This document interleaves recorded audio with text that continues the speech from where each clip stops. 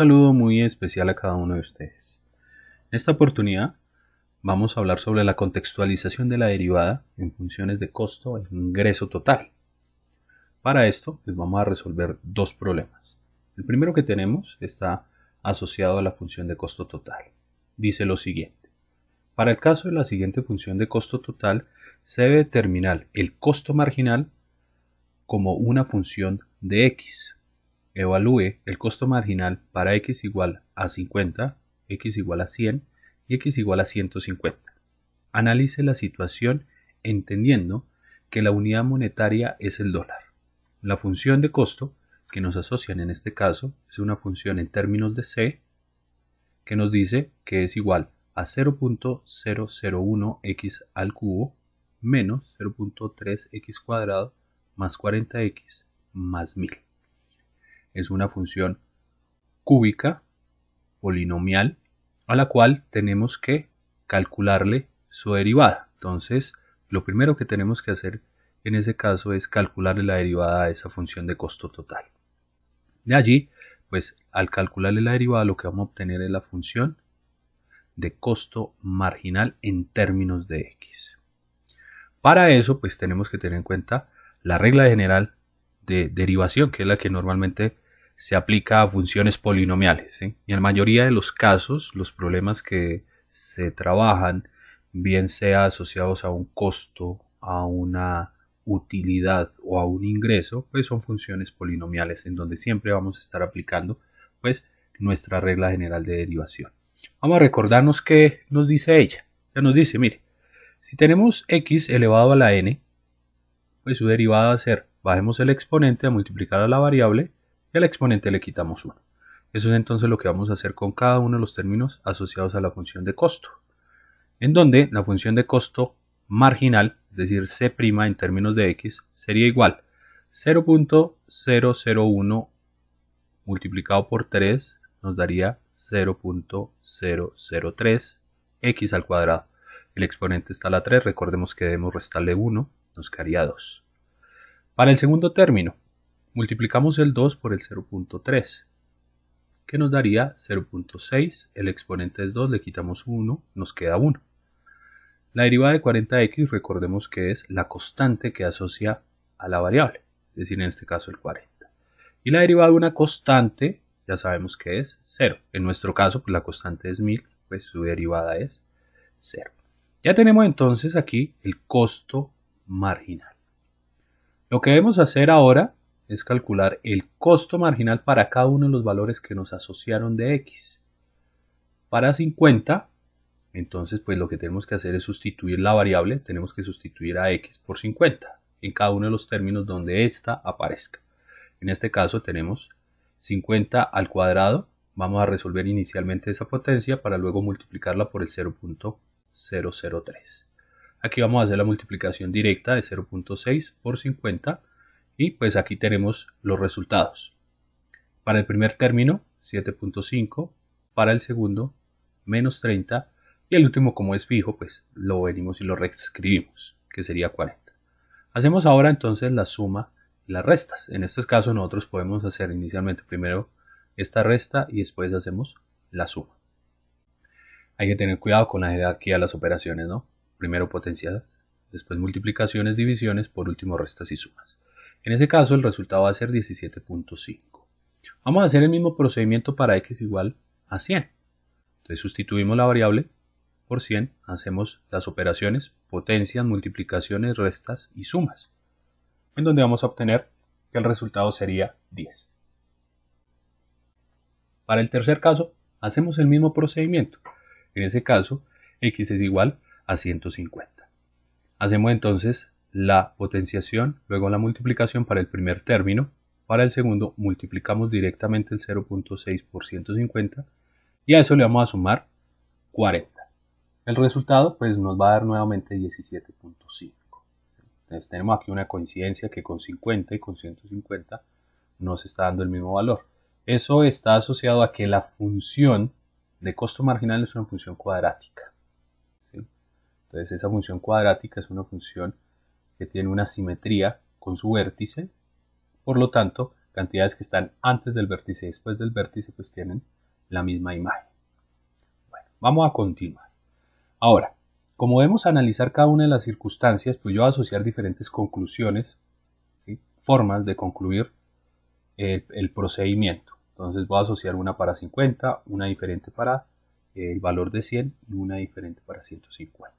Entonces, la primera, para el primer caso, se puede analizar que el costo por un artículo adicional después de haber producido 50 es de $17.5.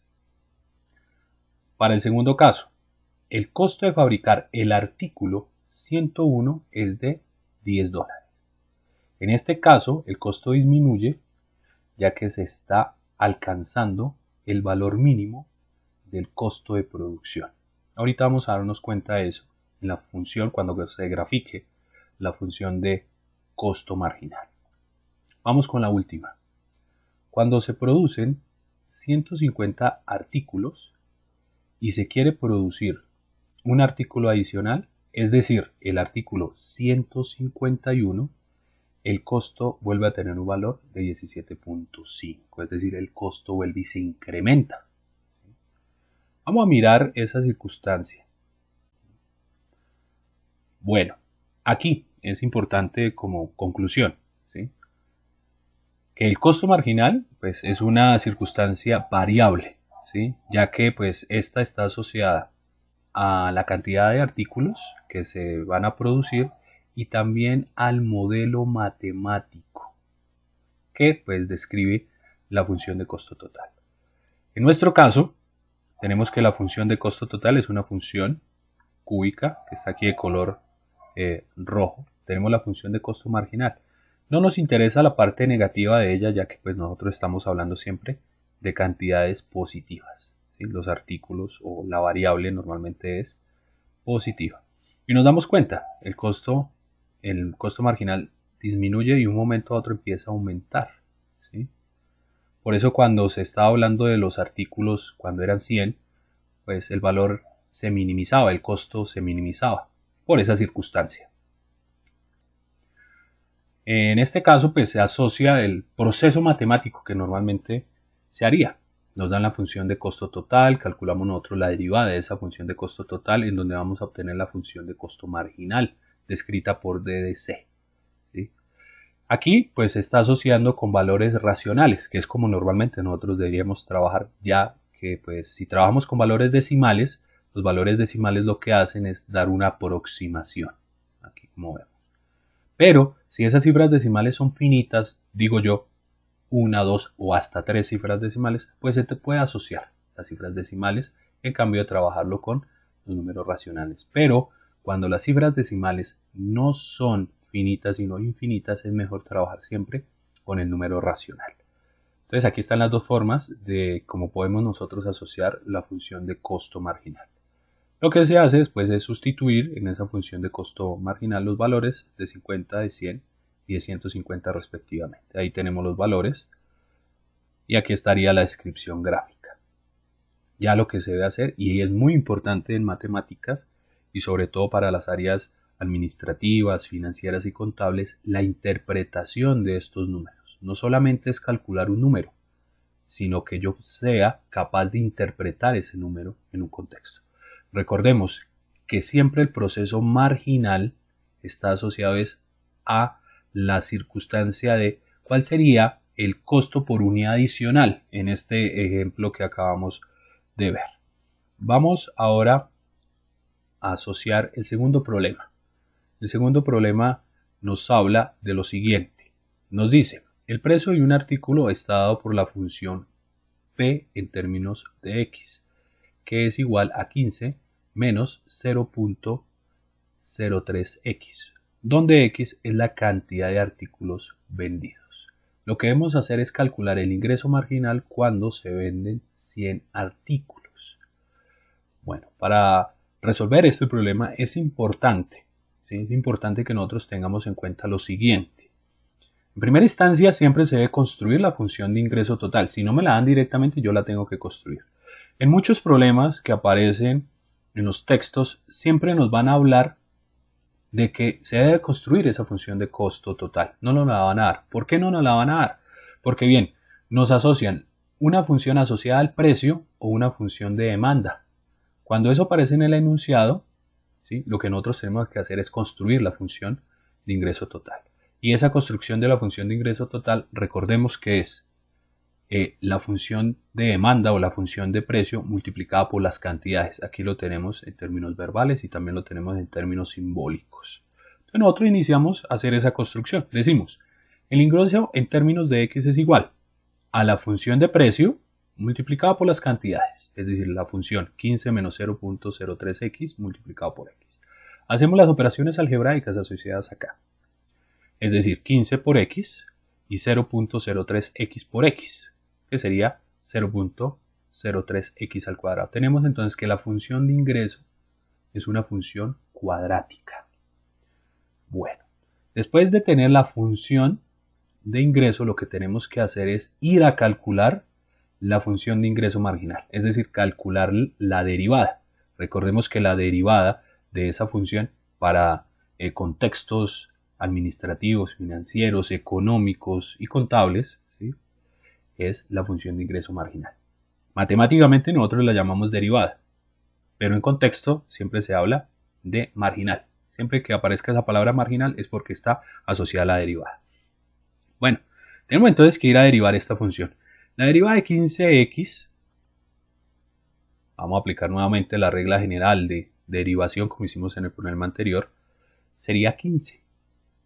Y la derivada, como tenemos allá, 0.03x al cuadrado, pues sería el 0.06x que nos aparece acá.